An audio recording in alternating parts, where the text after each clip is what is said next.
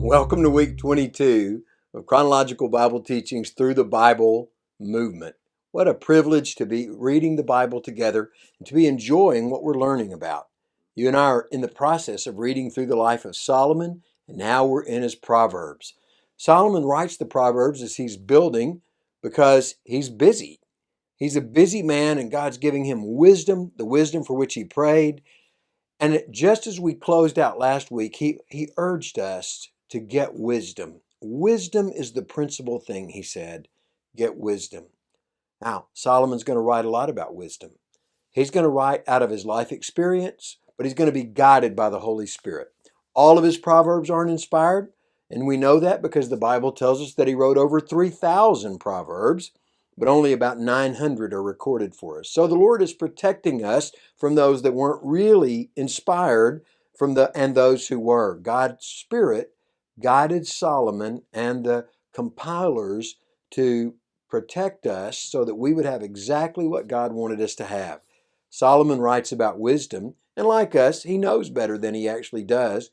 We're going to watch his life kind of get off course, but in reality, Solomon's wisdom guides us as it would have guided him had he listened to it.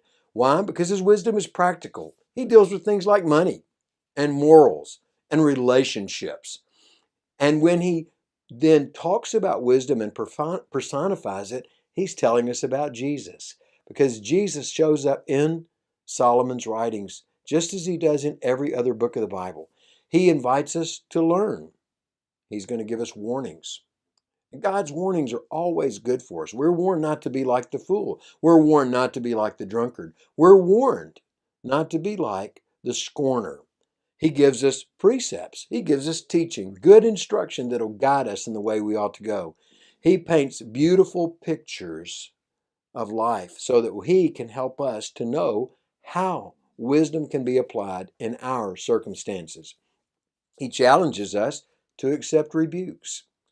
They're not fun, but rebukes are the way that God keeps his people on the straight and narrow. The rebukes of life are heard by the wise, but ignored by the foolish.